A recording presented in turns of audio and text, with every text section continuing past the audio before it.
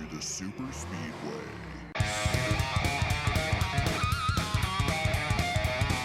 What did you make of this racing? It's pretty wild. It's hard to really even say or digest right now. What do you think of the track? And what did you? It's pretty wild. It's really hard to digest right now.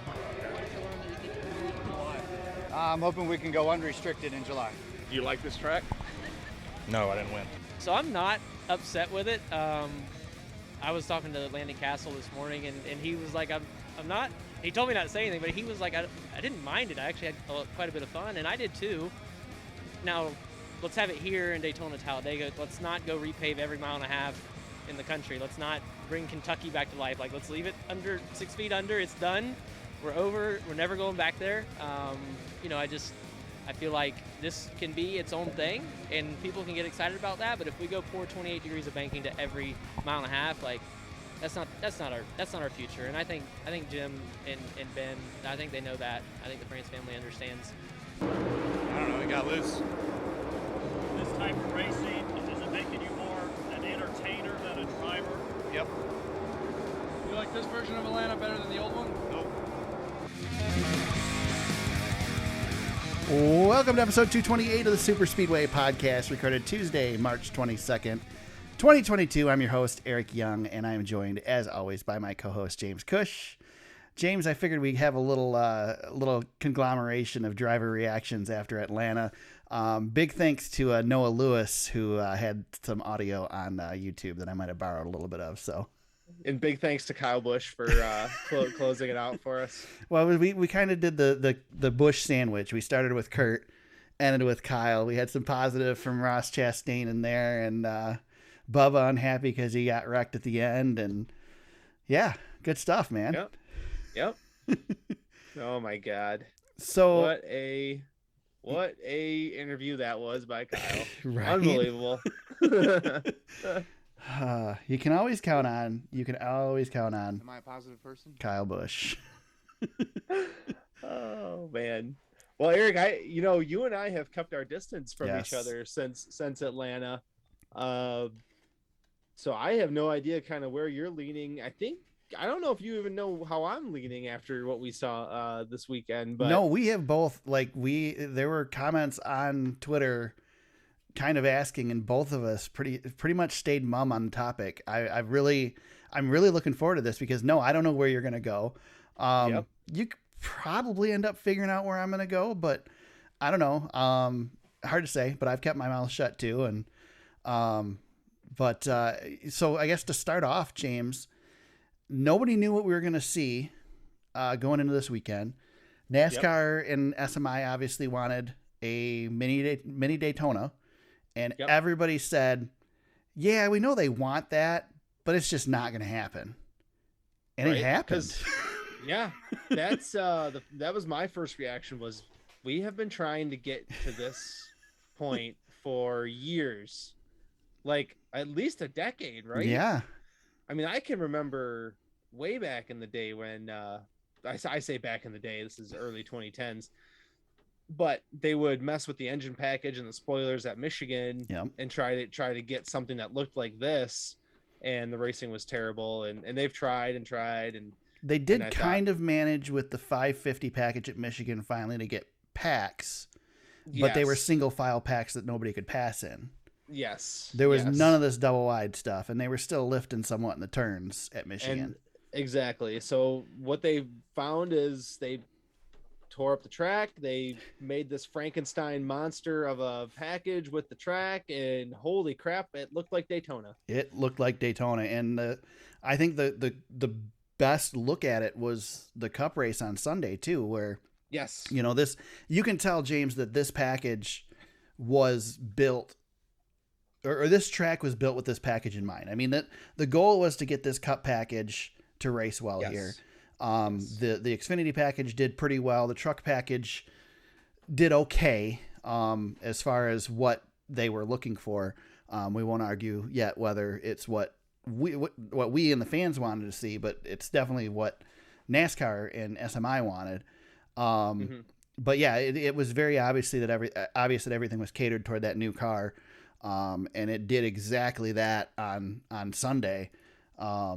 creating two wide racing the entire race. We had a record number of leaders, record number of lead changes, 46 lead changes among 20 drivers throughout the day.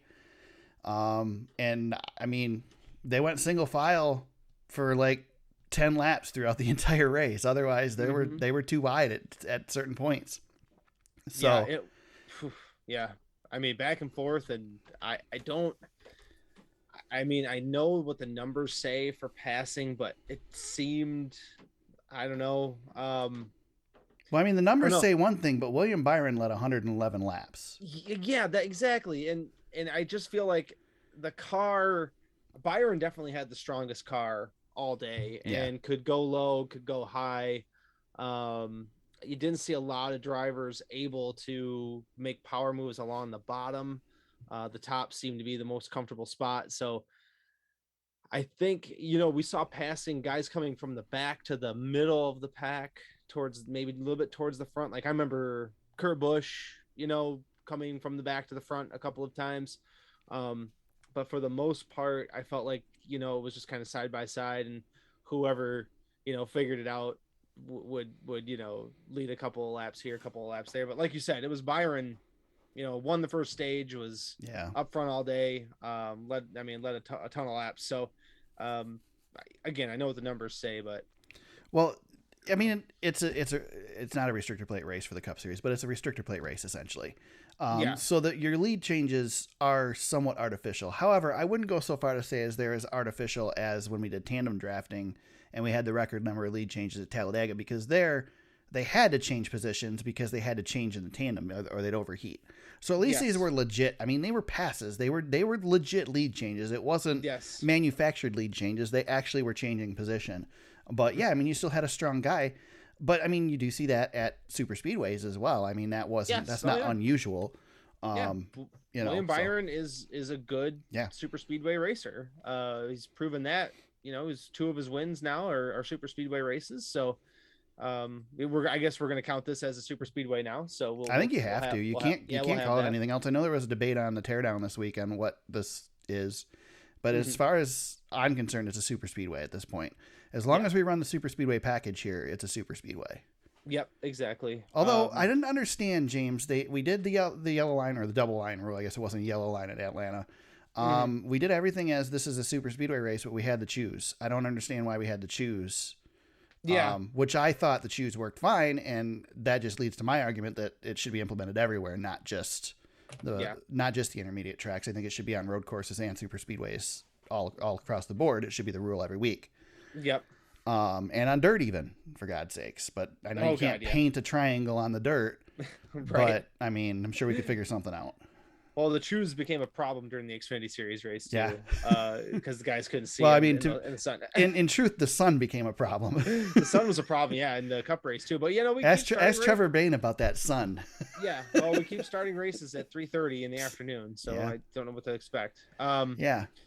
So, do we want to talk about what we thought of the race, or we want to get into the race first? Let's do it. All right, let's talk about it. Let's get after it. I'm gonna start with you, James, because I'm so curious to see. Did you like this? Was this a plus, a minus? What do you grade this race? I mean, the race. Is I know it's really hard because to me, there's a bunch of variables here. There's a bunch of the race is an A. There's a bunch of like. Here's why this, like, everything depends. All the different parts of my explanation depend on another part of the explanation. Yes, for sure. It's convoluted. Yeah. The race is an A+ because it's what NASCAR wanted it to be.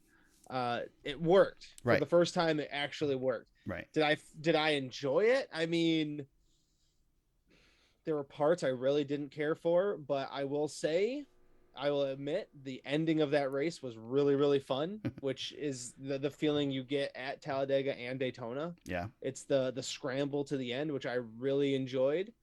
That being said, I've seen how good this car ran at Auto Club and Las Vegas, and there's a part of me that just says, okay, we've created this thing now. However, I saw what it could do over there. I'd like to see it here. Yeah. Because I thought that was better racing than what we saw on Sunday. I think Auto Club and Las Vegas put on a better show than what we saw on Sunday. That being said, doesn't mean I didn't enjoy this race. I have my concerns with, I really hope we don't do this all over the place. That's another concern of mine. If they want this to be what Atlanta is moving forward, then I'm fine with that. But I'm not the biggest super speedway fan. I mean, I like it as much as we have it, but now we're up to 6 super speedway races a year, and that seems high to me now. So, I mean, super speedway racing is what it is. You either like it or you don't. I like super speedway racing. I like what we saw in the other 1.5 miles and the 2 mile tracks better than what I saw on Sunday. Okay. I will preface my argument or my thoughts with this. My 4 favorite races of the year are the 4 super speedway races. I love super speedway racing. Do I want to see it every week? No. Am I totally excited about seeing it 2 extra weeks out of the year? Yes. You took away the Clash from a super speedway track.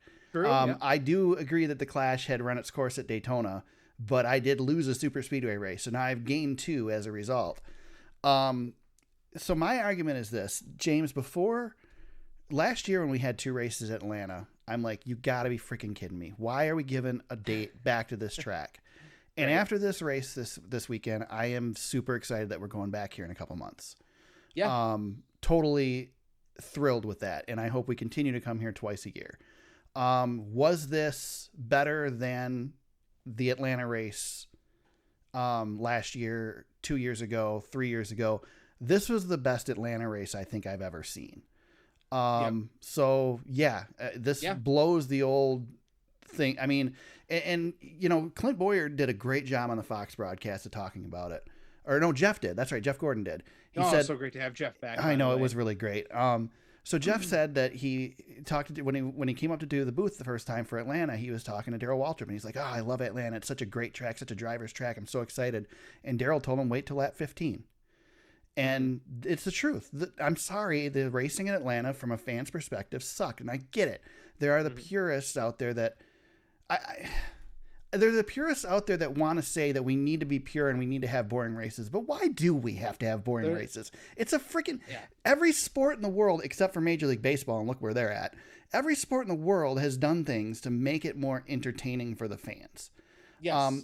Again, I don't want to see this every week because I think we have a package that works well on other tracks. I don't think that package would have worked well here with a repave. And I think that Atlanta will evolve as the asphalt wears out, and probably will lose the super speedway feel as it goes along as well. I'm sure NASCAR will try to change every rule that they can to make it continue to be a super speedway.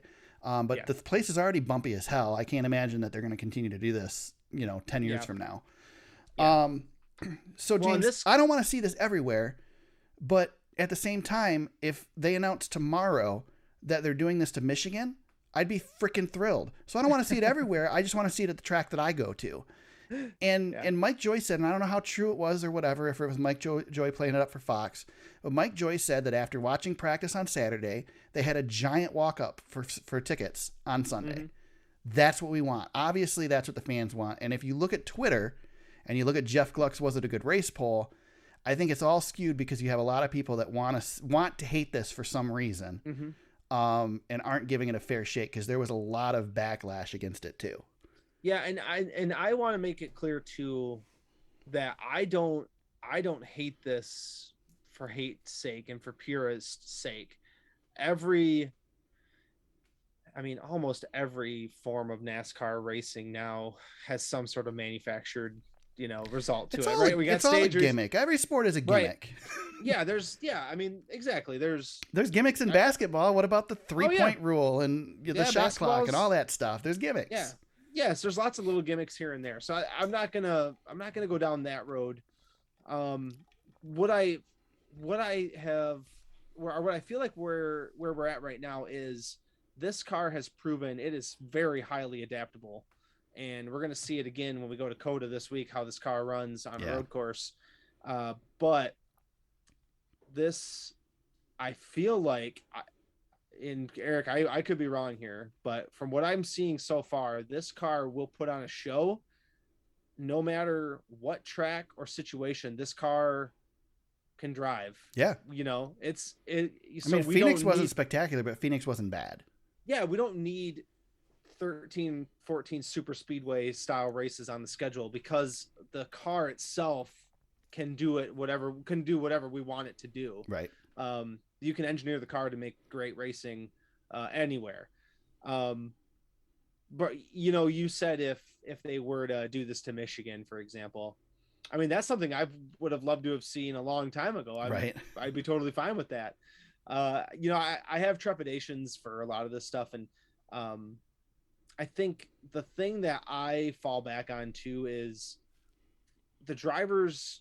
Eric, you've talked about this plenty before. If you make the drivers uncomfortable, who cares if the drivers like it or they don't like it, right? Right. I just feel like if we saturate with too many super speedways, we're taking too much away from the drivers. Am I wrong I there? get that argument, but I don't agree, James. I mean, here's the thing: like the most realistic, and I know it's a simulator and it's not actually driving a car, but the most realistic racing simulator I've ever done was Arca Sim Racing, and I loved the super speedways. I loved racing at Daytona and Talladega on there. It was so much fun, and I was better at it than I was at the tracks that you had to pedal the car and you had to do this stuff. Mm-hmm. But I never finished a race.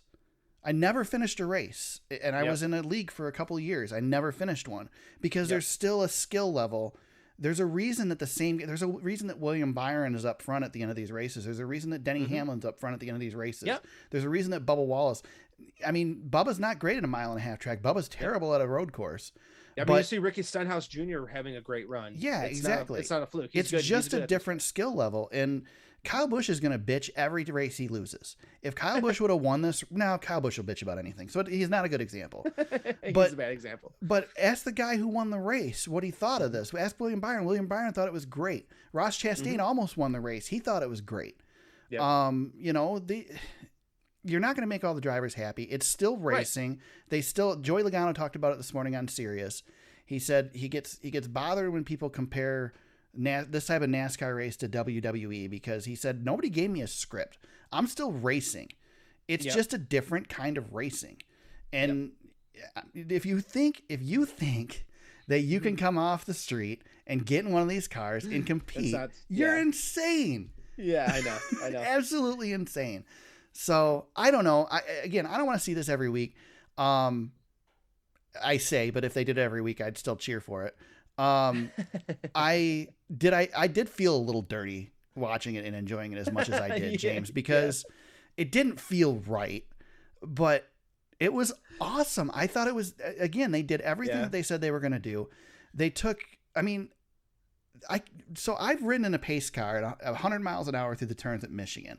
100 miles an hour. They go twice that speed with the cars, the race cars. I felt like I wasn't going to be able to stay in my seat at 100 miles an hour in the turns at Michigan. The turns here are tighter radius. I don't know how these guys were doing this.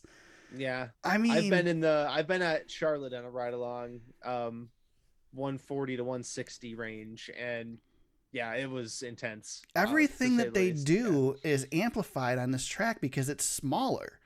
Yeah. And so all those moves you make on a super speedway, it's just amplified. And then, I'm so tired of everybody bitching about the width of the track because we talked about it last week. It's not a skinny track. Matter. It's as wide as Daytona. Yeah. I will say that I think, James, they did a terrific job with this place because they gave you somewhere to go. If somebody spun on the front stretch, there's tons of apron to go. The back stretch, there's tons of apron. The corners, that's a little iffy, but you're not going to be able to dive down on the apron anyway. Well, ask Kyle Busch how wide the corners are when he about spun it in front of the entire field. Right. That was a puckered up situation. I liked how he just immediately took it down pit road, and it's like, he's not going back out on that track. There's no way he's going back on that track. Yeah. I mean, he got it sideways and all sorts of messed up. That was a hold your breath moment right there. That was crazy. So in the end, I think this was absolutely terrific. I'm glad we're going back here again this year. I disagree with Kurt Busch. I do not want to see this unrestricted. I'll push back on that because I'd like to see them test it and see what it looks like. They did. I know. I just they tested it with the tire tests. They did a test here. I feel like the race could be better. No, it won't be. It won't be because James, the people filled the stands at Atlanta this weekend because they saw the packs. You know, dude, you went to Daytona. How cool is it to see that pack? I mean, it's great. I mean, I wouldn't change a dang thing about the Daytona 500. Leave my Daytona 500 alone. But you know, I don't know. So we run one restricted and one unrestricted. Yeah, maybe. Split it up. That'd be kind of cool. Maybe. Yeah, I don't know. Maybe. I like the fact that they took Atlanta and they gave it its own personality. It is now its own special place. That's true. Yeah. I do agree with Ross Chastain. Please don't do this to Kentucky. If you're going to do it to another track, just do it to Michigan and be done with it. You know, the track that's going to get it if they do it is going to be California is where they'll do this. Maybe. But I don't know. I'm perfectly happy and would be super happy if we didn't do it to another track. But I'm glad we did it to this one because personally I thought Atlanta sucked. And I wanted them to reconfigure Atlanta, if at least to make it back to an oval. They can get rid of the quad oval. But I'm happier with this decision. So I think it worked. And it worked all across all three races. You know, a play package on an oval like Homestead now. For those maybe who are newer who don't remember, Atlanta used to be what Homestead is now. I mean, it was the same configuration. Basically, yeah, it's almost the exact same track. Yeah. So if you banked a Homestead and made that into a quote unquote restrictor plate track for if we put 28 degrees at Homestead. Yeah, and we started whipping them around Homestead. I mean, that would be interesting. I'm not. Let's make the banking at Bristol like 40 degrees and let's just crank them around there. Eric, isn't it so NASCAR that we finally figured out how to make these cars perform on a normal 2-mile-and-a-half track, and then we still had to have the Frankenstein thing come in? What was it, Jeff or Jordan that said that on the teardown this week? That it feels like a step backwards because we did go through all this praise at the beginning of the season, like we figured out a high horsepower package that works. And now we did this. I did. Yeah. You said that and it jogged my mind that, I think Jeff said that, but yeah, that's why I felt a little dirty, but I'm okay with it. Yeah. I mean, this race did not score as well on Jeff's poll. I mean, it was under 70%. So yeah, but I think again, those were people hating on it. Those are people hating on it because Kyle Busch and Kurt Busch told them to hate on it. Well, and if people don't like this, then so be it. I mean, I am not gonna push back on anybody who hates this. No, because I'm not 100% sold on it either myself. So I don't know. Well, I messaged you on Friday or on Saturday after the truck race, and I said I don't know what to think yet. I'm because the truck race was kind of like, is it quite going to race like a super speedway? I think if they raced a truck race now, knowing what we know now, I think we'd see a very different race.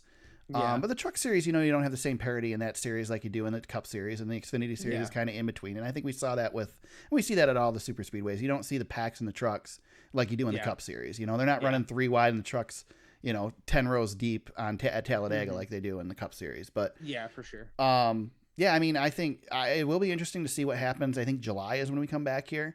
Yeah, it's gonna be hot. It'll be interesting to see what happens because it's gonna be hot. And are these teams? Because we had a lot of teams come with Frankenstein setups to where they were part super speedway, part mile and a half.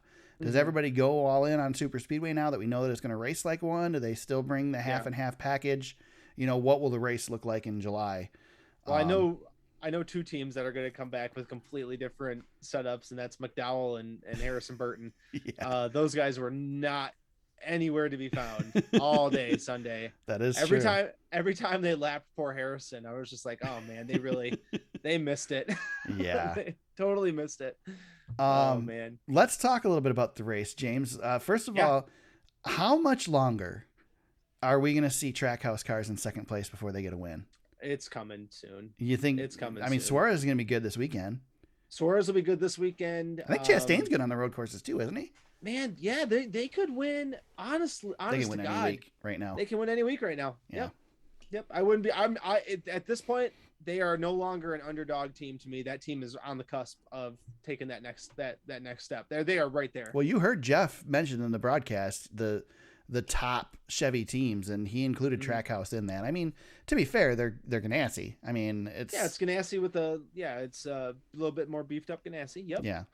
Mm-hmm. So yeah, I mean, those guys, the win's coming. It like you said, this isn't a matter of if now; it's a matter of when. Yeah.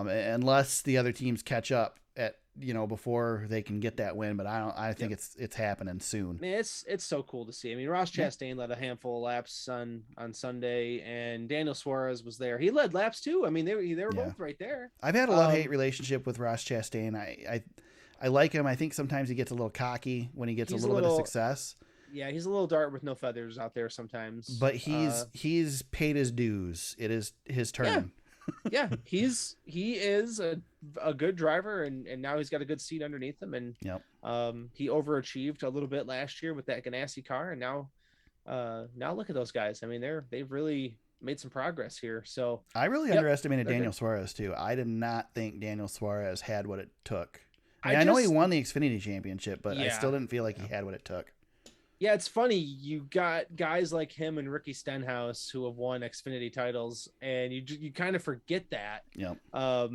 But you don't win a championship at the second highest level of motorsport in this country, and you're not a bum. Yeah, I mean, that being said, though, I mean, Johnny Benson won a Xfinity Series championship, and I mean, he didn't do a whole lot in Cup, so yeah. I mean, he's a Cup winner though, and that's true. Daniel Suarez can definitely be a Cup winner at this point. So. Mentioned William Byron pretty much dominated throughout the day. I don't know that it necessarily felt like that, but obviously he was up front the whole day. His car was so strong. There were enough lead changes to where it didn't feel like, oh my God, William Byron's leading this whole race. Yeah. Even though he did. Kept it, and he kept it clean when a lot of guys were not able to. As well. I mean, just staying up front like he did all day, I think he kept himself out of trouble, which I think was a big part of the battle when you go back and look at how this race played out. Yeah. Kyle Busch was strong early and then had the issue. It was Austin Dillon, wasn't it, that he got together with? Yeah, that was yep.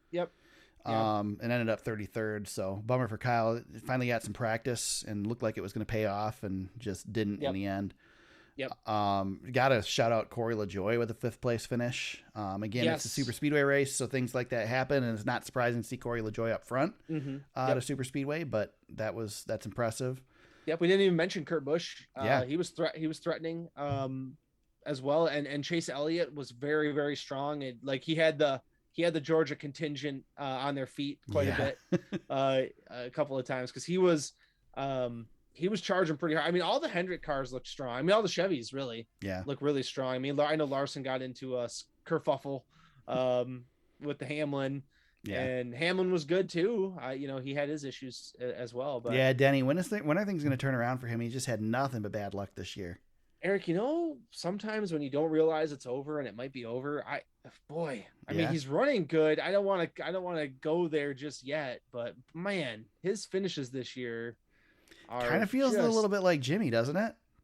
I mean, he's really good and then just kind of falls off the cliff. I just want to chalk it up to bad luck because he's averaging a 25th place finish right now. Yeah. And after 5 races, his best finish is 13th at Phoenix. Every other race he's been pretty much knocked out of. He finished 15th at Fontana, but again, that's not the Denny Hamlin we know. Right. Looking for him here. Where the heck is he in points? Can't even find him. 26th in points. Yeah, he's way down. I mean, not that matters because a winning race is that, but still, man. Yeah. He's had a year like this before, but he was injured. This is definitely it sucks. Yeah. You mentioned Chase Elliott. Chase Elliott's now our points leader. After this weekend. So after the crash from Larson. We should mention Christopher Bell was in 2nd place. Yeah. But went below the yellow line on the last lap or the double line. It's not yellow at Atlanta. But got pushed back to the last car in the lead lap after that. So 23rd place finish for Chris Bell. Even though that was a pretty good race for him, regardless of where he ended up, he was threatening for the win there too. Yeah. So we should definitely mention that everybody got bumped up a spot. Bubba Wallace was in position to win on the last restart. Oh man, yeah. And then him and Blaney got together, and then Bubba hit a ton at the end of that race. Yeah, and he was racing so strong with Byron. I felt like that was the first legit shot at Byron all day, and really looked like a couple of breaks maybe Bubba gets that win, but just again Byron was just too strong, got him on that last restart, and like you said, huge hit for him. A couple of guys really nailed the wall there. I think Chris Buescher hit the driver's side door on that one. Wasn't a vicious hit, but came across the line backwards to finish 7th. So he was involved in that too. That was a big old mess on the front stretch. I will say one thing, James. We did see some wrecks this weekend, but I will argue. Yeah, we did. Do you remember what happened the last time they repaved this place when they reconfigured it? I was still pretty young when they did that. They injured Steve Park. There were some hellacious hits here. I remember the Steve Park injury. Yeah, it was really bad, and I would argue that despite the fact that we're pack racing and have these multi-car wrecks, that this package was a much safer package at Atlanta than it would have been with a repave without this package. So yeah, those old school cars too, man. We were flying. And no safer barriers either. Yeah, I will say Cody Ware took probably the biggest shot of the day. Yeah. He hit driver's side front left tire on the inside wall, and he was going dang near full speed when he got turned. That was probably the scariest wreck, because I even said ooh. Yeah. When he hit the wall, which usually when I see a wreck, I don't usually I don't really perk up, because most of the time these are pretty novice wrecks, I guess, at this point. I'm not the one behind the wheel. Dude, that was a big one. I've been following the sport too long, because I see hits like that still, and I'm like, yeah, oh, man, I think that's where it comes from. Man, I want to see him move in that car. Yeah, because I mentioned Denny Hamlin being injured a little bit ago, but that's how he got injured. He hit just like that on the inside safer barrier back at Fontana, and he broke his back. And so you get these weird angles from time to time, and guys still do get hurt. I mean, Eric Almirola, he got hurt pretty bad. So it does happen still. I mean, this isn't completely a safe sport. Safer, not the safest. How about that nice off-road jump they built coming out of turn 2? That was that's nice. pretty cool. Yeah, I like that. Got your little Supercross back there. You got a nice bounce off the corner. I mean, they do have Supercross here at Atlanta in a few weeks. I guess they could just do it on the backstretch. They wouldn't have to build that jump. Yeah, that's one jump you don't have to make. Throw a little dirt on there, you'll be good to go. We mentioned 46 lead changes among 20 drivers. 3 hours, 57 minutes, 14 seconds, James.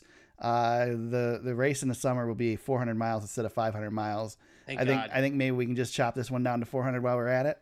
350. Yeah. Yeah. 300, dude. I'm 300 all the way. Telling you, Cup Series 300.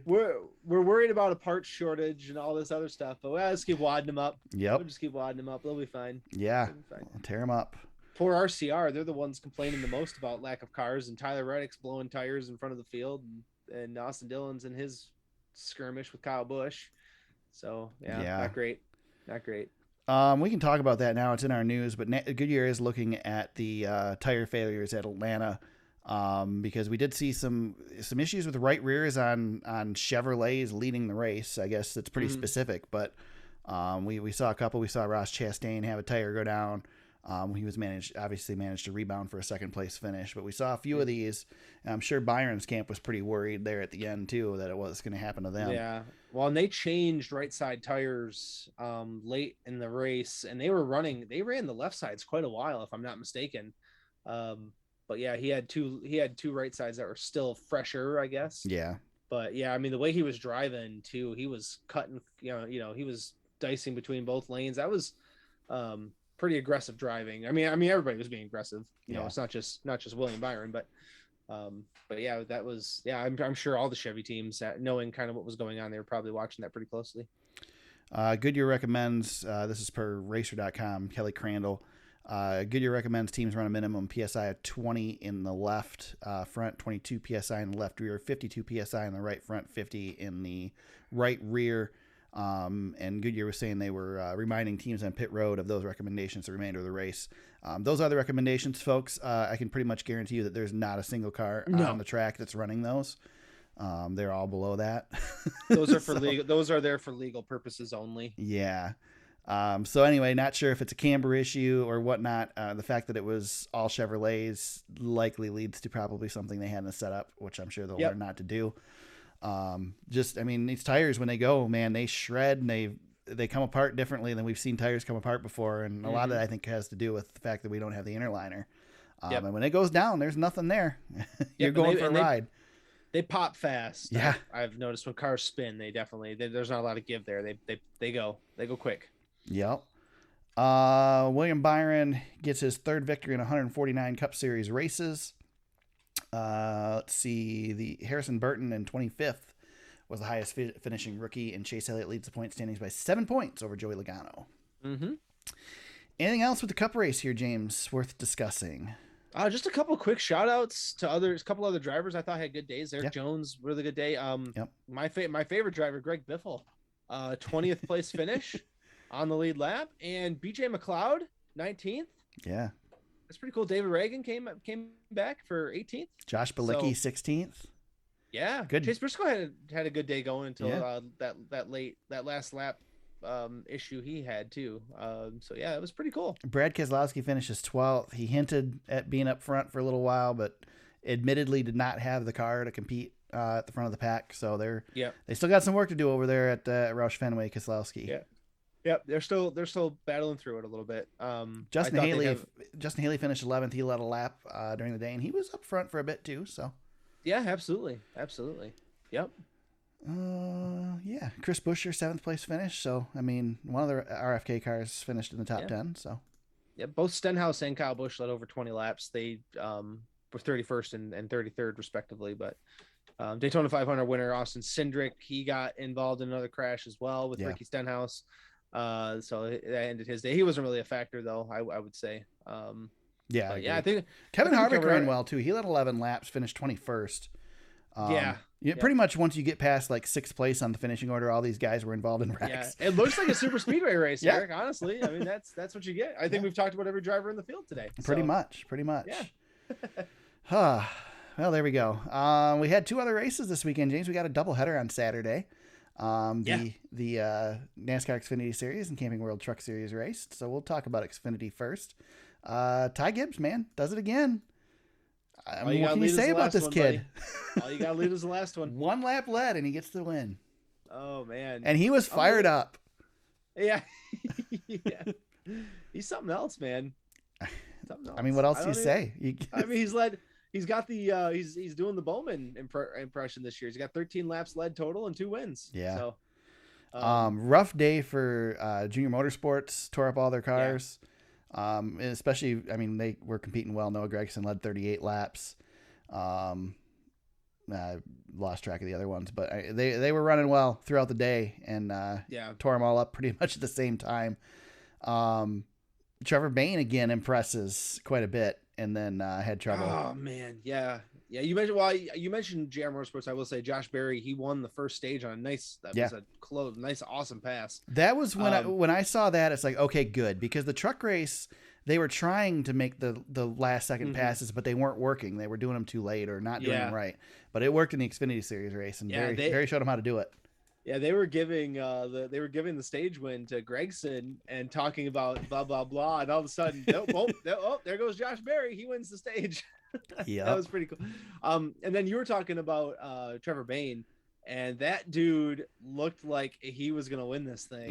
Mm-hmm. I mean, he was there before we had, I don't know, however many caution flags, red flags. It got pretty messy. Could you see him getting a full-time ride next year in the Xfinity Series?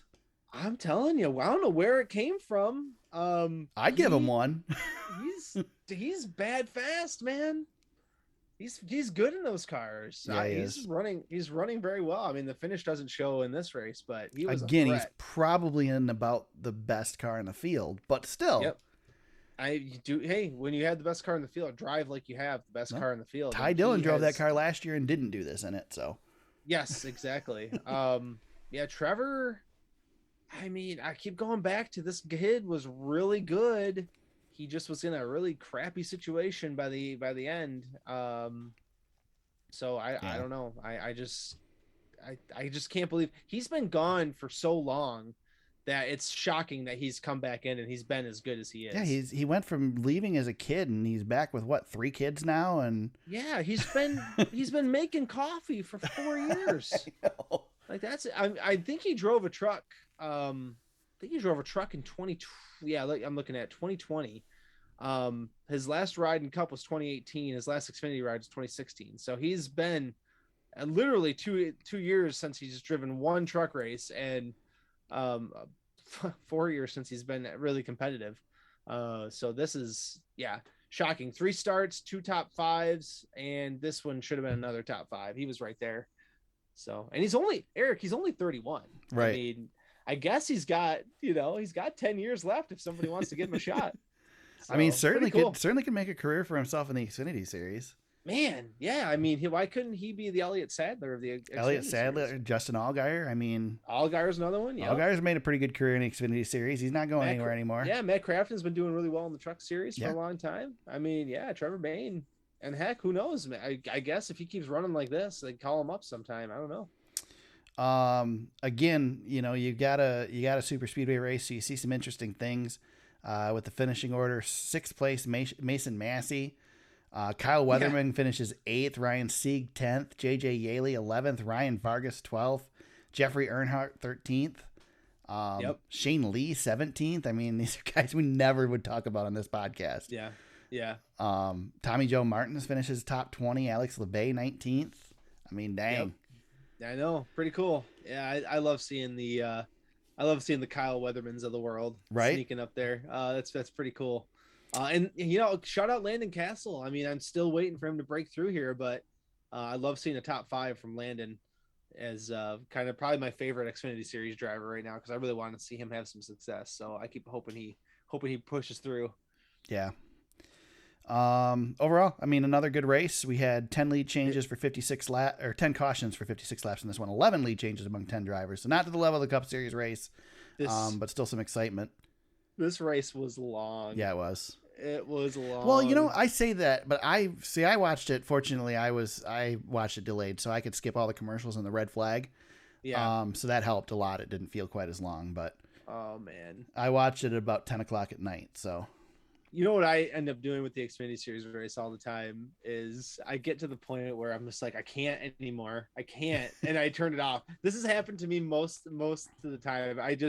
I get to the point where I'm like, you know what? I'm going to get the recap tomorrow morning, and I can't stay up with you guys anymore. I'm sorry. See, I got to say, you're driving me crazy. This is another argument I have for this weekend is that I watched and enjoyed every lap, and I was annoyed when we went to commercial that I was missing laps because I liked every lap I saw at Atlanta. Well, we'll get to my I have a quick gripe, but I'll save it for the end of the podcast, if you know what I mean. Sounds good. Commercials. Jesus. Anyway. This was Ty Gibbs' 6th victory in 23 Xfinity Series races. Man. Austin Hill was the highest finishing rookie with a second place finish. Sorry. I don't know what just fell in my house. I think the Kool-Aid man just came through your door. I don't know what happened. I think it happened in this room, but I don't know what it was. There's nobody outside of this room. Noah Gregson's your points leader in the Xfinity Series, 19 points over Ty Gibbs. So there you go. Truck Series race raced earlier in the day on Saturday. And Corey Heim gets his first NASCAR Truck Series win. First victory in 5 Camping World Truck Series races. He's not even racing the full season. Yeah, and he didn't even get credit for the win when he crossed the line. They gave it to oh, I forgot I wanted to pull that clip. Freaking Vince Welch. Come on, man. What a freaking Goomba. So and Chandler Smith. Corey Heim. It was an epic Vince Welch call, I'll tell you. Gotta love it. That was one of the best Vince Welch moments, man. So good. Sheldon Creed. That's the only Vince Welch clip I got, so I went with that. Yeah, I love it. I love it. But he's like a weatherman. He's just gonna keep getting paid and keep giving you the information that's put in front of him. That's all he's gonna do. Corey Heim leads 4 times for 22 laps in this one. Stuart Friesen led the most, 49 laps on the day, finishes 6th. Ben Rhodes is right there at the end, as you'd expect in a super speedway restrictor plate type race. 9 laps led on the day, finishes 2nd. Ty Majeski up front there again. Good run for him. Chandler Smith did finish in the top 5, but he did not win. He did. I, honest to God, Eric, I had to look up Corey Heim Yeah. Late in that race, because I was like, Corey Heim, I've heard his name a couple of times. He was the one fighting with Ty Gibbs last year in the ARCA series. Yes, that's what I uncovered when I was doing my research. I was like, where have I heard this name before? And so that's kind of cool. He's only had 5 starts in the series so far, so this is his first. He's got some talent. ARCA, if you have talent in the ARCA series, you really stand out. But he has shown us stuff there. Yeah, he's got a win in the ARCA series already this year. I think he won Daytona, did he not? I believe you might be correct. Yeah, Daytona. Yeah, he won Daytona. So yeah, he races for Venturini. So yeah, there you go. He was in 20 races last year in the ARCA series. He had 20 top 10s. So he's not going anywhere. Yeah, he can drive. We had 18 lead changes among 10 drivers in this one. This one felt a lot more. We did a lot more single file racing in this one than we did in the other two races. Yeah. I think lack of experience in still learning this thing with these trucks. The Xfinity drivers had the benefit of watching an entire race before they went out. Cup drivers had the opportunity to watch too. Obviously, it's a lot easier to go out and do it when you've seen it done already. Mm-hmm. So. Yep. Let's see. Like I said, first victory, 5 Camping World Truck Series races. Heim was also the highest finishing rookie. And Chandler Smith leads the points in the Truck Series, 13 points over Tanner Gray. Certainly want to mention Haley Deegan, who had a rough go in this one. Poor girl has have nothing but crap luck this season. Has the tire go down, head contact on the back stretch with Ross Chastain. Cut down the left rear tire, and then the carcass of the tire caught fire. And just a shout out to Haley's, she's got a YouTube vlog that follows her around, and she had the video up and some behind the scenes stuff of what she dealt with. And I mean, she's, an hour after the incident still coughing in the bus as she talks about it. So basically what happened with Haley is the fire was right behind the driver's seat. And when they blew the fire extinguisher in, the fire extinguisher and the smoke got into her ventilation system and immediately filled up her helmet, and you can't breathe. That stuff takes out all the oxygen. So probably could have been fine and recovered from that, but as soon as that stuff hits you, you're done, man. Yep. Yeah, she said that the flames were coming in, and and that's a pretty dramatic video. I'd suggest going and watching that if your stomach can take it, because it was spooky. Yeah, definitely. You didn't realize how scary it was until you get kind of the inside look of it. And, Yep. So again, tough luck for her, man. I want to see her do something. I think she's got some skills, she's got some ability, and she just keeps getting the short end of the stick, especially this season. It's been rough. It's not that she's getting caught up in her own stuff, she's getting caught up in other people's stuff. So yeah. I'll just keep plugging along, and she'll make it through. Yep. Eric, similar to the Denny Hamlin conversation. Yeah. Are you worried about John Hunter Nemechek right now? No, I don't think so. I think it's too early. He led 11 laps in this one. He won the second stage. He's running a KBM truck. John Hunter Nemechek's not a slouch. He should be able to get some wins in this truck. He'll be in the championship hunt. But I don't think either of us would say that John Hunter Nemechek is like ready to go back to Cup and win in Cup. You wouldn't say that, right? I certainly wouldn't say that. I think he's got talent, but I don't think he's at that level. Yeah, I expect him. I expect him to win every week in the Truck Series. Yeah, he should. He should. And right now he has 0 top 10 finishes. His average finish is 24th right now. Do you expect him to get an opportunity down the road in a top-notch ride in the Cup? I think he stepped way too far back. He'll get a ride someday, but it's not going to be another 2 years. I don't see it. I think we're talking this is going to be a career Xfinity Truck Series driver. Could be, and he's only 25 years old, and that's the shame of it. If he does get a chance to go into Cup, he's going to be 30 by the time he gets back. I think there's too many young talented drivers in the Toyota pipeline. He's going to have to get out of that Toyota line and get a chance. A lot of guys have to eventually retire. That's the thing. Yeah. Guys, there is attrition at some point. But that's true. And we are going to hit a point here again, James, where we're going to have a cycle of a couple years where we're going to lose a lot of drivers in the Cup Series over a short period of time because they're all a similar age. That's why I'm thinking he needs to get back up to Xfinity at least. But, if you're running in the Truck Series and not winning, that's not very good, especially if you're not winning a KBM truck. Yeah, and I understand losing on play or on super speedway type races. Yeah. I mean, those things happen, but right now he's just been. I mean, to be fair, what are we 3 races in for the truck series right now?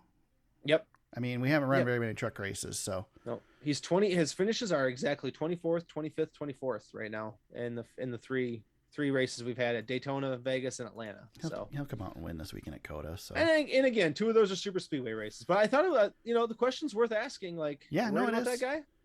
I mean, he is better in points than Matt Crafton and a few others that we really like. Carson Hocevar, Matt Benedetto. I'll throw that name out there for you. But yeah, anyway, there you go. Throwing it out there. There we go. Let's see. Anything else to talk about with the truck series race? Let's leave it in the dust. I think we're good. Leave it in the dust. We will bail on the on Atlanta, and we'll be back there in July to talk about it again. A few items in the news, not a whole heck of a lot. I guess still, if we say we're putting Atlanta in the rearview, but then we're going to talk about Atlanta here.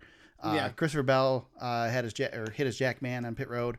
That was a pretty nasty little. The way it worked, it just looked funky, but he's all right. He had some stitches in his calf area, and is expected to be available at Circuit of the Americas. So these guys are tough, man. Yeah, dude, it looks like those cars are going slow, but if you ever stood on pit road, I mean, they're going 55, 60 miles an hour. Going highway speeds, man. Exactly. I can't imagine jumping out in front of one of those things. Nope. Those guys are nuts. Yep. Major athletes. You talk about those drivers being athletes. Those guys on pit road blow them away. And they take a hit. Yeah. From time to time, and that happened on definitely happened on Sunday. Well, it doesn't help when you pit every single car on pit road during a competition caution. Yeah. Yeah. Anyway. Yeah, I had a buddy get mad, texted me and said, "Why are we doing these competition cautions? Like, what is this?" And I had to explain. I had to make that explanation that this is all new and we don't practice very much and blah blah blah. And I'm like, I wish we didn't have them. The competition cautions are, I don't know. I mean, they're early enough in the race. I guess it doesn't matter, but I'm getting sick of seeing them. It's just, I don't know. Are they really changing anything? No, they're not doing it. They're not doing anything. No, giving Fox another commercial break. They don't need cautions for commercial breaks. Right. I know they take them with 9 laps to go in the truck series race before the end of the stage. Freaking ridiculous. I'm saving it. North Wilkesboro is not expected to see a cup date in its future. Disappointing, but not surprising. James, you and I talked about this already before we did this. At least we're not given any false hope that that there's going to be a cup race here. I think. Go ahead. Well, go ahead. No, I was just gonna say go ahead, but yeah, I think we had an idea that maybe it would get a cup date eventually, but that's been put to bed right here. So yeah, I mean, there's always hope if people support it. You never know, but people forget the reason that North Wilkesboro, lost a date to begin with wasn't just because it was caught in this pull between SMI and whatnot and NASCAR. It was because people weren't going to the race, and people like to look at that race in '96, the last race, and say, look, the stands are full. Why would they close this? Well, of course the stands were full. You tell somebody that's the last race at a track, they're going to fill the stands, Nostalgia always finds a way to sell, whether it's the last race or you're bringing it back. Like, you'll get people in there, and then we got to make sure that it stays going. So we'll see. Yep, exactly. We'll see. So, like I said, it's a bummer, but I mean, this place needs some upgrades, and it's going to get some, but it needs a lot more than that, I think, to get a cup race. So be happy that we're probably going to get Nashville in the end. Let's not get too greedy. Well, let's get Nashville, and then let's make our goal. Let's get a truck race there. Yeah. Let's make that the goal. Let's make that the goal. And if we can get the truck races there, then I think we're doing something. So that's good. Yep. Hendrick Motorsports is going to race at Le Mans. Hendrick / NASCAR. Yeah. NASCAR is technically the team, I guess. Right? Is that? I guess so. Yeah, you're right. Yeah. You're right. 2023 is the expectation there. It's going to be one of their Garage 56 entries, which I had no idea what that is, but it's basically for experimental cars and whatnot.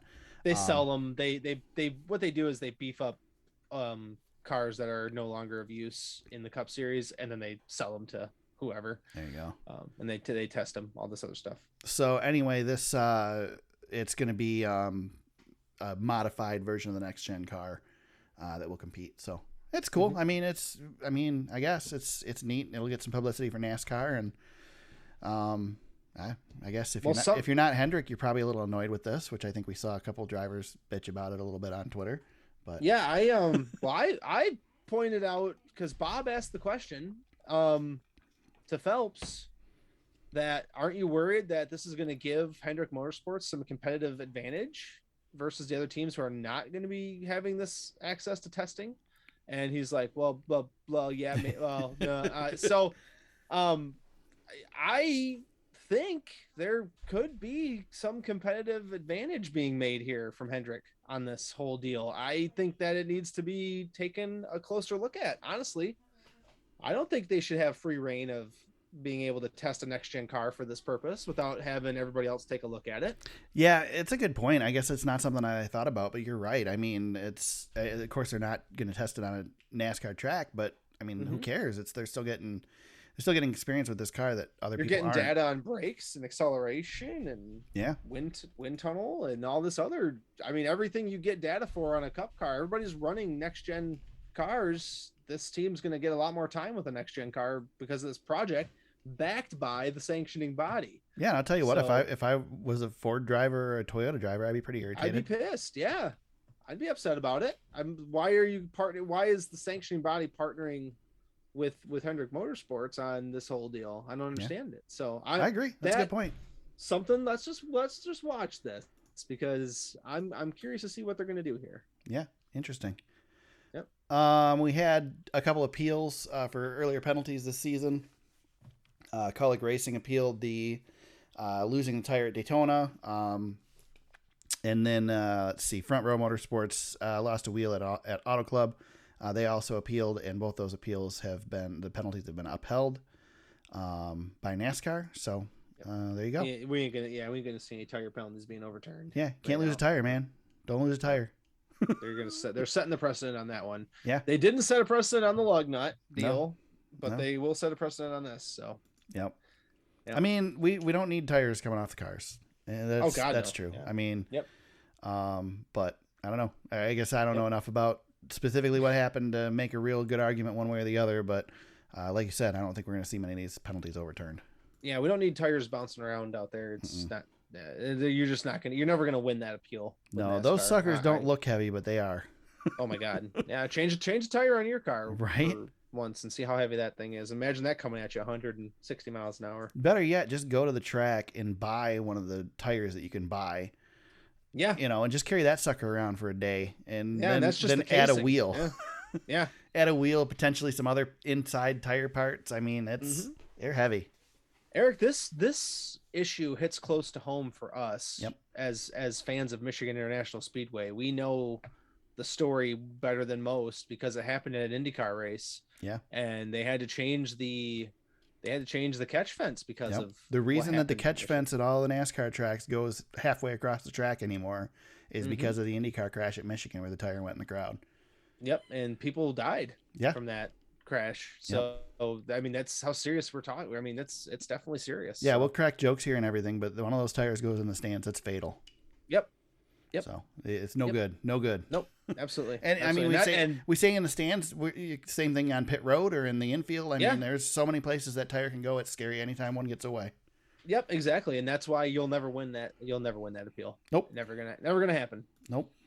James, did I miss any news?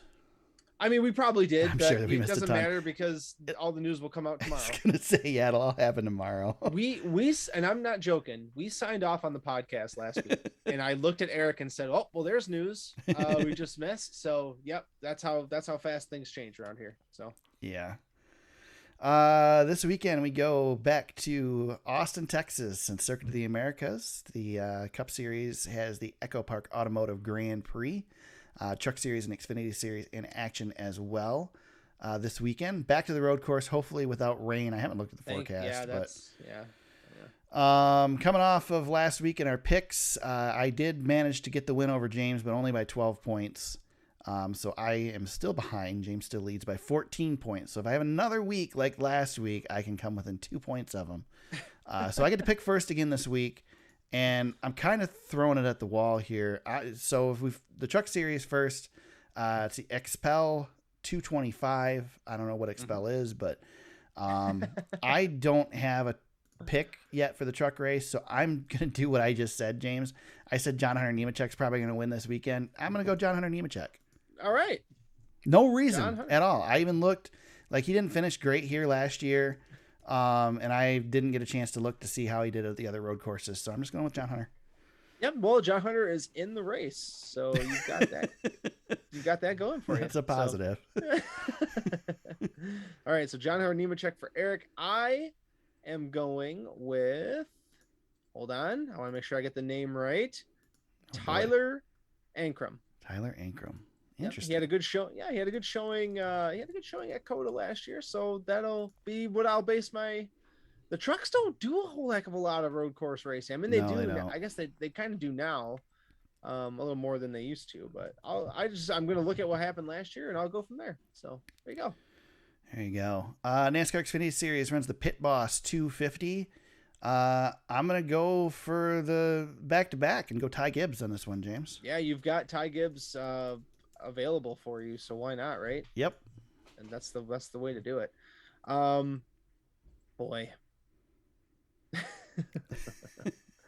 I feel like you left me one here, bud. Yeah. You going AJ? Yeah. AJ Allmendinger. I was like, well, but do I? Nope, AJ. I'll just. Yeah. No, you gotta go. You gotta do AJ. Yeah, I thought you were gonna take him for sure. You kind of flummoxed me a little bit when you said Ty Gibbs. Like, no, well, I don't know. I just go on Ty Gibbs. Can't go wrong with Ty Gibbs, but I'll. Yeah. Well, and I'm probably gonna give you one here, and I'm gonna kick myself at the end of the week when this falls through. Echo Park Automotive Grand Prix on Sunday for the Cup Series. I am gonna go with a guy who had a super strong showing here last year until he had problems, and I'm gonna go with Austin Cindric as my pick for this one. Yeah. Yep, he was strong everywhere we ran road courses last year, and had problems pretty much every dang time. Yep. That we re-raced it. So. Yeah, he would have won this race, I think, last year had he not had problems. He could have won Road America, and remember how good he was last year he stayed on slicks when everybody else went to rain tires, and he was kicking everybody's butt, and it was wet, and he was just flinging that thing around. So. Yep. Yeah, he's one of the better road course race. He's going to win. He'll probably win a road course race this year. I mean, there's a good chance he's going to do it. I would think so. So I got to combat you because I think you picked the best driver in the field. For really? You think so? You don't think that Chase Elliott and well, it's a new car, man. So some of the advantages. Yeah, but they're going to drive better.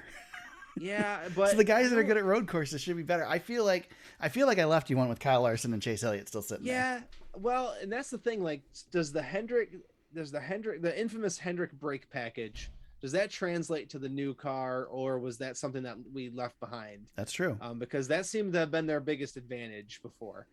I could go on a whim here too and say Kyle Busch, because he was really good here too last year. Kyle Busch in a real road course. Yeah, and Tyler Reddick's really good. We got a lot of guys. Chase Briscoe, you can't argue with Chase Briscoe, right? Can't argue with Chase Briscoe. I am gonna go.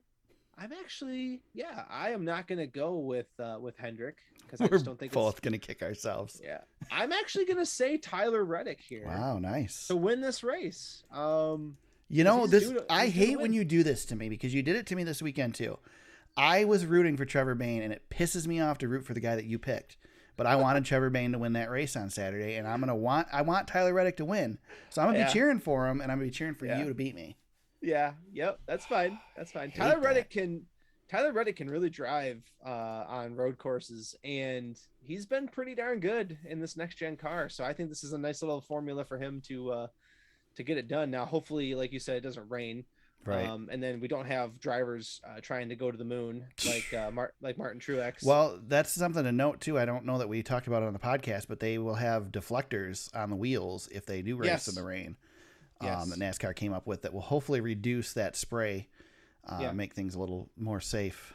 I was watching the Bubba Wallace doc on Netflix, and one of the races that they cover in the doc was COTA last year, and it was just a reminder of how insane that thing was. I mean, there was guys Bubba had a huge wreck. Harvick. It should never have happened twice. Unbelievable. Yeah. Unbelievable how bad that was. Yeah. So. Yeah, it was not good. Yep. Fantasy James, I managed to finish second this week without picking drivers because I completely forgot. I can imagine if I would have picked and actually gotten points for the bonuses.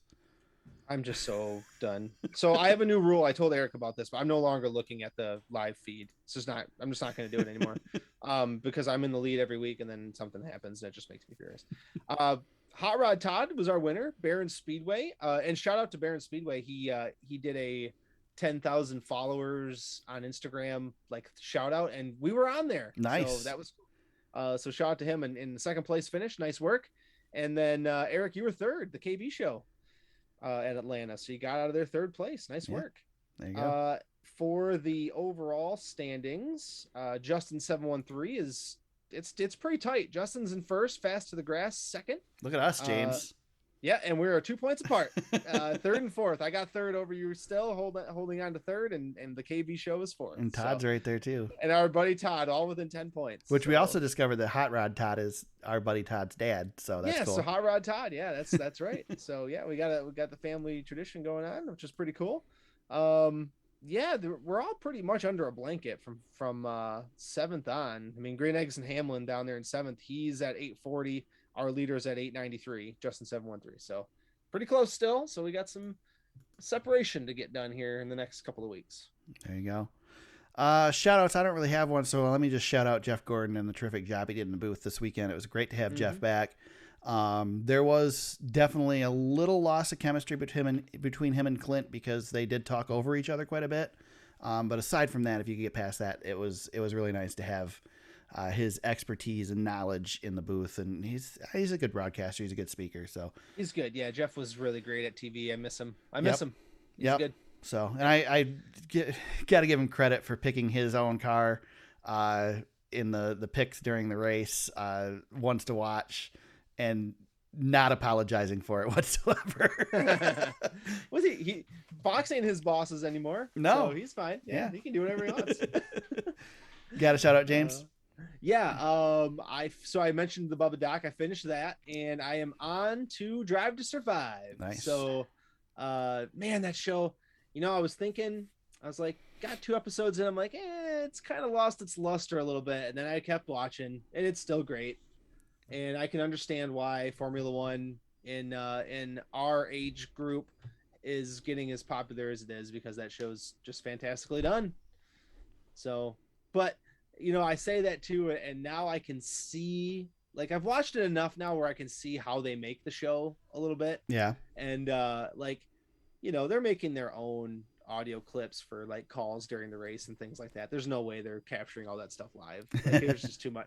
There's just too much. But that being said, the show is just great. I mean, watching the Haas stuff is just comical, and then you've got Ricardo, who's just a legend. So, I watched some F1. I mean, F1 race this weekend. They kicked off their season, and it's just kind of lurking in the background of my mind still. It's still an enjoyable experience. So I'm still getting a kick out of F1. So yeah, if you're interested in that, there you go. This weekend got me because I had a Saginaw Spirit game Saturday night, and there was just too much racing. There was. I tried to watch as much as I could, and I got the 3 NASCAR races, and I got Supercross in, and that's all I could get to. I did watch the highlights of the Texas IndyCar race. Shout out to Jimmy Johnson with a 6th place finish. Yeah, I wanted to ask you, like, he could win the Indy 500. He could very well win the Indy 500, and that would be incredible. If he does that, I mean, he's already the GOAT. He'd be the double GOAT. That would be so awesome. I will totally be tuning in hopes that he's able to do it. Yeah, I mean, I tell you what, I watched the highlights, so obviously I only saw the best parts of the race. But if you missed out on the Texas IndyCar race, man, it was a good one. A great last lap pass for the win. Yeah. That place is, I mean, you talk about Atlanta being a super speedway. Texas is a super speedway for those Indy cars, and they go a hell of a lot faster than the Cup cars do at Atlanta. Texas should be only Indy cars. Yeah. Nothing. Yeah. I mean, I'm sure they would be really happy if we could get the PJ1 off the track. Oh my God. Yeah. That track's probably built well for Indy cars if they didn't have that freaking black spot on the track that's 20 degrees hotter than the rest of the track and causes them to spin out. That's the problem. One of the big problems with the track is they can't get it off. They ruined it. They had a volunteer practice session that they could go out and risk their cars to run rubber into the PJ1 to try and get it to stick better. It's insane. Freaking idiots. I can't believe And speaking of idiots, James, it's time for our favorite segment, Jackass Corner. I'll let you go first in this one. Who's your jackass this week, James? I got a couple of them now that I've come up with. Oh, just the big one. Just the big one. Fox, god dang it. God dang it. We get this brand new racing at Atlanta. I'm excited. I'm like, okay, this is going to be cool. I've been watching practice. I'm ready. Get sat down. You know me, Eric. I skip all the pre-race activities. I can't do pre-race or pre-game shows anymore. I can't watch Michael. I can't watch Michael do his grid walk. I'm not doing it. So I turn the TV on and we're 2 laps to go before green. I'm like, all right, sweet. Sit down. I'm enjoying myself. We get to lap 8 and commercial. Mm-hmm. And I watched, I don't know, 7, 8, 9 commercials. We come back and it's lap 20. And I'm just like, what in the hell happened? Like, what the hell happened?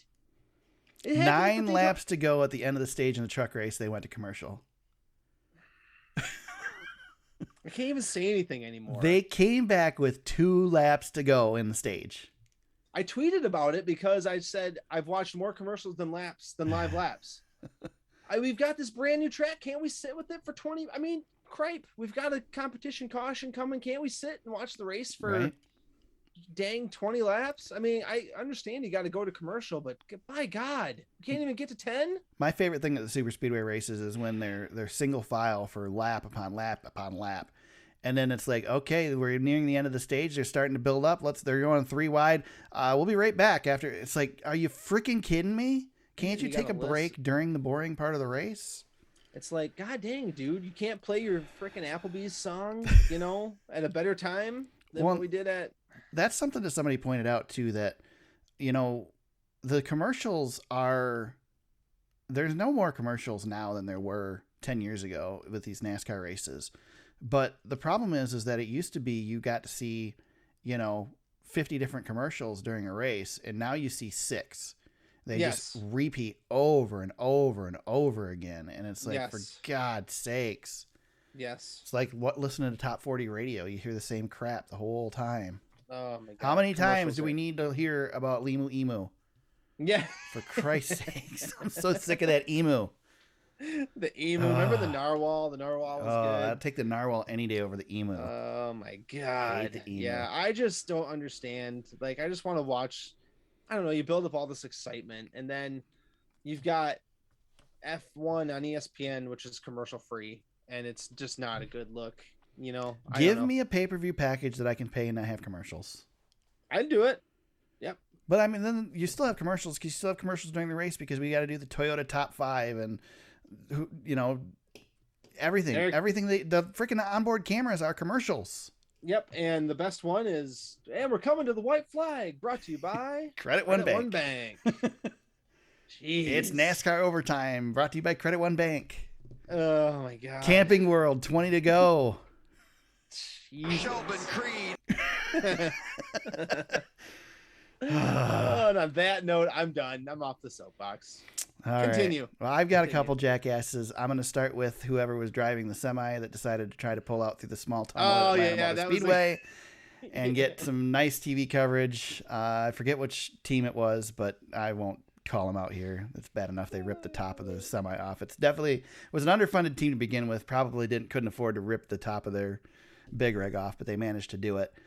The other jackass I've got for you, I'm looking on Twitter here, and I remembered this during the podcast. Bubba Wallace's Twitter. He tweets after the race, damn shitty ending, P1 and the hardest hit list. Shout out to the Georgia peeps in the infield telling me not to come back. See you in July, Darfs, he says. So jackasses are the people that continue to rag on Bubba Wallace and be dicks because he's black. Get over it, people. Yep, it ain't going away. He's a NASCAR Cup Series winner, and if you don't like the fact that he's only won one race and he's part of the promo that they show every week on Fox, well, too bad. Tough. Watch something else then. Yep. Oh my God. There. I forgot. I feel better. I'm glad. Yeah, I know it's a cleansing of the palate when we do JA Corner. Yeah. How would you like the fact that you screwed up and drove your semi through a too small tunnel and then they put you on TV through the entire broadcast? They really did. They really did. You remember in Kentucky when that guy's barbecue grill caught on fire in the parking lot? Yeah. That was another one. More people were interested in the barbecue grill burning in the parking lot than in the stands and watching the race. Yeah, they're racing and there's smoke billowing because cars are catching on fire one by one in the parking lot. I mean, to be fair, Kentucky's race generally sucks, so I can see why they would be watching the parking lot. Yeah. I mean, the parking at Kentucky was always bigger than the race anyway, because the first race you couldn't even get into that dang joint. So yeah, and you know what, James, that is a large part why that track is not racing anymore, because as much as they fixed after that first race, as somebody who's been to Kentucky twice, been to Kentucky twice, left the race about 2 hours after the checkered flag, at least, after doing post-race stuff, and the traffic on the highway still sucks. It's so bad there. You leave Michigan 2 hours after the race, now you drive right out. Yep. Kentucky, I was stuck in stopped traffic on the highway. It's ridiculous. Completely ridiculous. Because there's one highway. There's one place to go out. Stupid. Terrible design. Anyway. James, where can they find you on social media if they want to chat with you? At James Cush on Twitter. You can find me at TSuperSpeedway on Twitter. If you tweet at me, make sure you tag me or whatever, because I actually see the notification, so I try to get on there. And I don't spend a lot of time on Twitter just in general anymore, but if you send me a message and tag me, I'll certainly see it. You can find the podcast on Facebook at facebook.com/TheSuperSpeedway. Our website is thesuperspeedway.com. You can find old episodes of the podcast on there, show notes, links to articles we've discussed, past race coverage, photos, all that stuff. You can find it on there. You can find the podcast on Apple Podcasts, Spotify, Google Play, Stitcher, SoundCloud, and Facebook.